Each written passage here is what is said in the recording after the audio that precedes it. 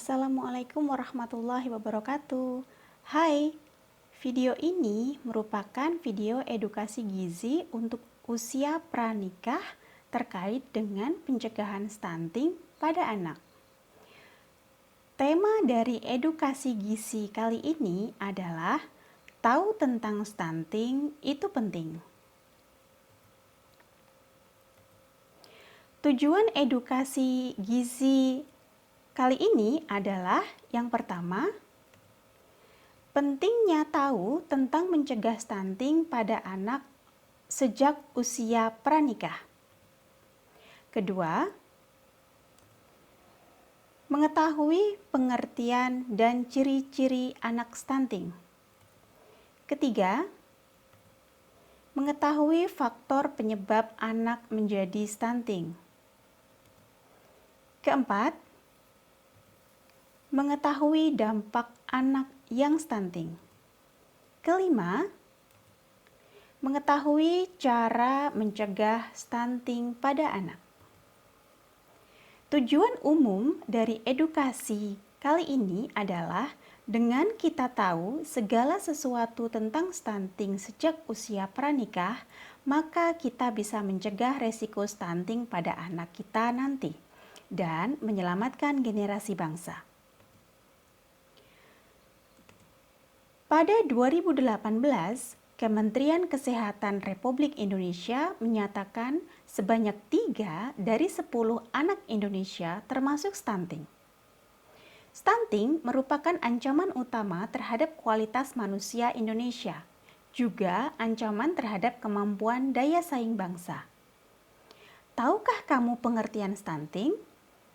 Stunting adalah suatu gangguan pertumbuhan pada anak, yakni tinggi badan anak lebih pendek dari standar usianya. Stunting dinilai dari indeks tinggi badan menurut umur atau TB/U di bawah min 2 SD atau standar deviasi. Kamu bisa minta bantuan praktisi gizi atau petugas kesehatan atau petugas di posyandu untuk menilai indeks ini pada anakmu nantinya. Nah, tahukah kamu ciri-ciri anak yang stunting? Yang pertama, ciri anak stunting memiliki tinggi badan lebih pendek dari teman seusianya. Pertumbuhan tinggi badannya juga melambat. Berat badan cenderung lebih rendah dari anak seusianya. Anak jadi mudah sakit. Perhatian, memori, dan prestasi belajar rendah. Pertumbuhan gigi terlambat. Penyebab utama stunting pada anak adalah yang pertama, kurang asupan bergizi dalam jangka lama atau kronik. Yang kedua adalah penyakit infeksi yang sering diderita oleh anak atau bersifat kronik. Kekurangan gizi yang menyebabkan anak stunting dapat terjadi saat anak dalam kandungan dan pada awal setelah anak lahir. Namun, ciri fisik stunting baru nampak saat anak berusia 2 tahun. Penyebab stunting disebabkan karena faktor multidimensi. Ada 4 faktor yang menyebabkan anak menjadi stunting. Yang pertama adalah praktik pengasuhan anak yang kurang baik. Yang kedua adalah kurangnya akses makanan bergizi. Yang ketiga, kurangnya akses air bersih dan sanitasi. Yang keempat, terbatasnya pelayanan kesehatan. Mari kita bahas satu persatu. Penyebab stunting yang pertama adalah praktik pengasuhan anak yang kurang baik. Contoh dari praktik pengasuhan anak yang kurang baik adalah kurang pengetahuan tentang kesehatan dan gizi sebelum dan saat hamil.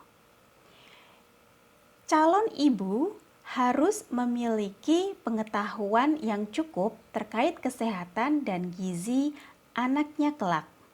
Maka, usia sepertimu sekarang, yakni usia remaja atau usia pranikah, harus memiliki banyak pengetahuan terkait dengan kesehatan dan gizi, terutama terkait dengan pencegahan stunting, supaya nanti anak-anak yang dilahirkan bisa terhindar dari resiko stunting.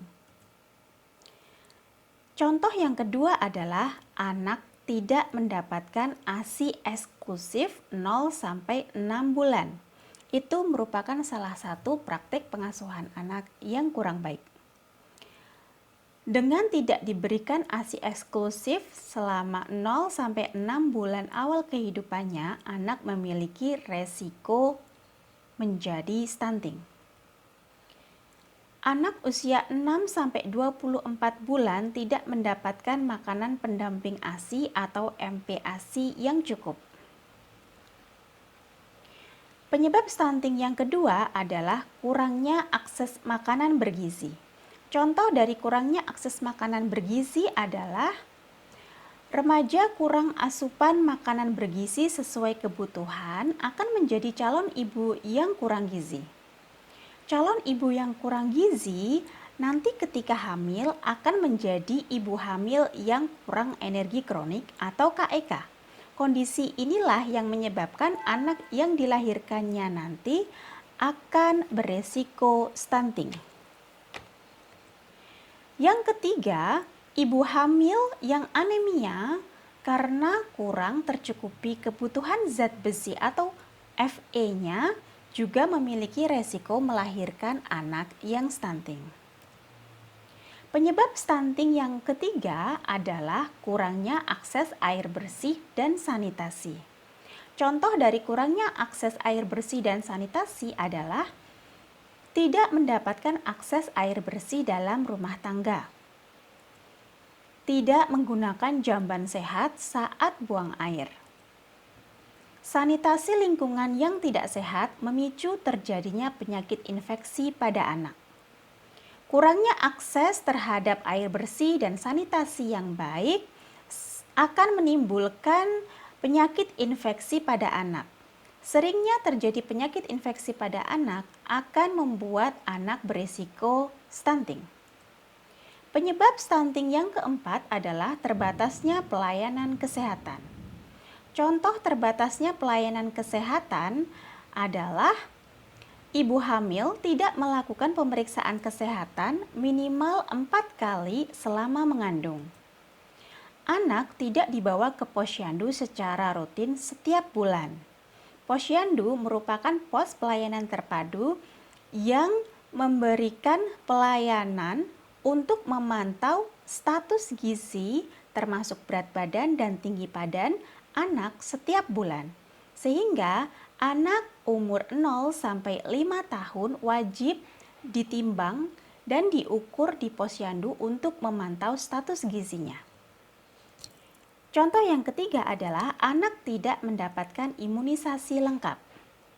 Anak yang tidak mendapatkan imunisasi lengkap dapat menderita resiko penyakit infeksi yang akan membuat anak tersebut berisiko stunting. Resiko anak stunting dapat dimulai sejak calon ibu berada di usia remaja atau pranikah sepertimu. Stunting mulai terjadi dari prakonsepsi. Ketika seorang remaja menjadi ibu yang kurang gizi dan anemia, akan menjadi parah ketika hamil dengan asupan gizi tidak mencukupi kebutuhan. Ibu hidup di lingkungan dengan sanitasi yang kurang memadai. Kondisi-kondisi inilah yang merupakan resiko dari lahirnya anak yang stunting. Bagaimana usia sepertimu atau usia remaja atau usia pranikah mengetahui bahwa status gizimu sekarang adalah tidak dalam kondisi kurang energi kronik atau KEK yang beresiko melahirkan anak yang stunting? Kurang energi kronik atau KEK pada remaja dapat diukur dengan ukuran lingkar lengan atas sebelah kiri, yaitu kurang dari 23,5 cm. Jika kamu memiliki lingkar lengan atas kurang dari 23,5 cm, berarti kamu beresiko KEK atau kurang energi kronik. Maka harus ditingkatkan asupan gizinya supaya lingkar lila atau lingkar lengan atas lebih dari 23,5 cm. Stunting adalah kondisi yang mengkhawatirkan karena bersifat irreversible atau tidak dapat diperbaiki atau bersifat permanen. Apa saja dampak stunting? Stunting memiliki dampak pada menurunnya kualitas sumber daya manusia Indonesia, produktivitasnya terhadap daya saing bangsa. Bagaimana pemetaan dampak dari stunting? Stunting memiliki dampak jangka pendek dan dampak jangka panjang. Dampak jangka pendeknya adalah terganggunya perkembangan otak, kecerdasan anak menjadi berkurang, gangguan pertumbuhan fisik, serta gangguan metabolisme di dalam tubuh.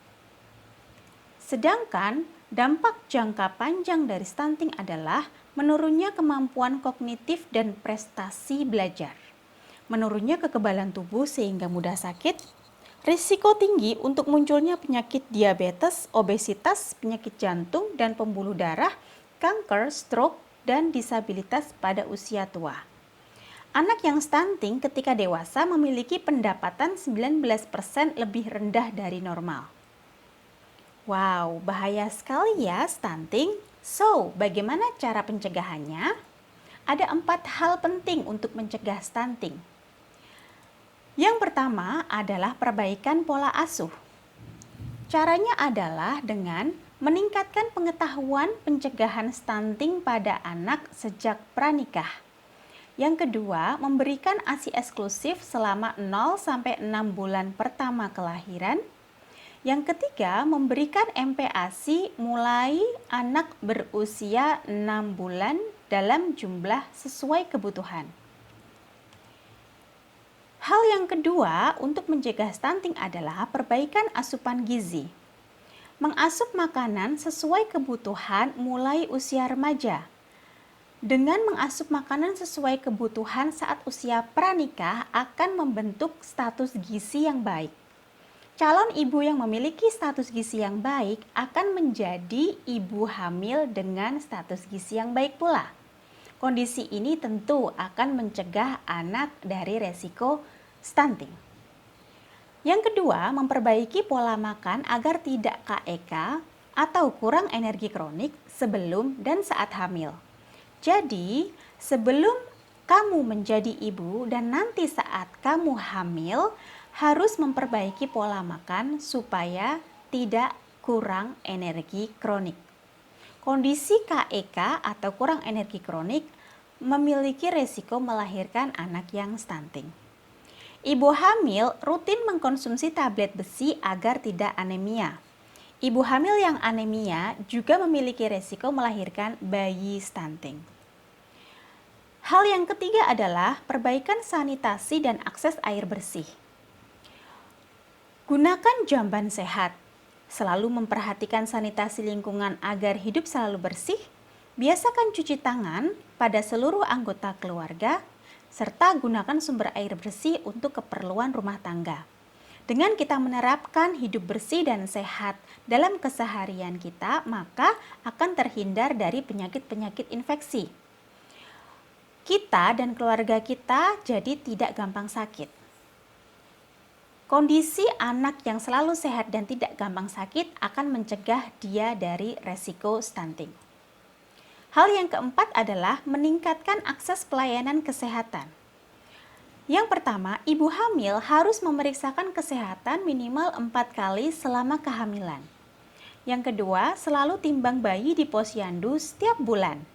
Yang ketiga, berikan imunisasi dasar wajib pada anak. Aplikasi dari pencegahan stunting pada anak sejak usia pranikah adalah kamu harus tumbuh menjadi remaja yang sehat. Bagaimana untuk menjaga status gizi kita supaya selalu sehat dan baik? Yang pertama adalah makanlah beraneka ragam makanan, biasakan makan pagi atau sarapan. Makanlah makanan sumber zat besi dan selalu gunakan garam beriodium. Makanlah sumber karbohidrat setengah dari kebutuhan energimu. Minumlah air bersih yang aman dan cukup jumlahnya. Hindari minuman alkohol, narkoba, dan tidak merokok. Lakukan kegiatan fisik atau olahraga secara teratur. Remaja sehat harus memperbanyak makan sayur dan buah. Saat hamil nanti, kamu harus mengkonsumsi makanan bergizi sesuai dengan kebutuhan. Ibu hamil harus memperbanyak makanan sumber protein, zat besi, folat, dan kalsium. Sumber protein bisa kamu dapatkan dari lauk pauk dalam menu sehari-harimu. Sumber zat besi dan folat bisa kamu dapatkan dari tumbuhan berwarna hijau, sayuran berwarna hijau tua, dan juga dari hati sapi atau hati ayam. Makanan sumber kalsium bisa kamu dapatkan dari susu, telur, keju, atau produk-produk olahan susu. Kemudian saat hamil kamu juga harus selalu mengkonsumsi tablet besi. Konsumsi tablet besi dan folat yang diberikan dari petugas kesehatan secara teratur ya. Kamu juga harus rutin memeriksakan kesehatan saat hamil minimal 4 kali selama periode kehamilan. Dengan mengikuti langkah-langkah aplikatif tersebut, maka kamu sudah bisa mencegah resiko stunting pada anak. So, tahu sejak dini tentang stunting dapat menyelamatkan generasi bangsa. Demikian edukasi gizi dari video ini. Jangan lupa like, comment, and subscribe. Share juga video ini ke semua temanmu supaya manfaat dari video ini bisa dirasakan juga oleh yang lainnya. Terima kasih. Wassalamualaikum warahmatullahi wabarakatuh.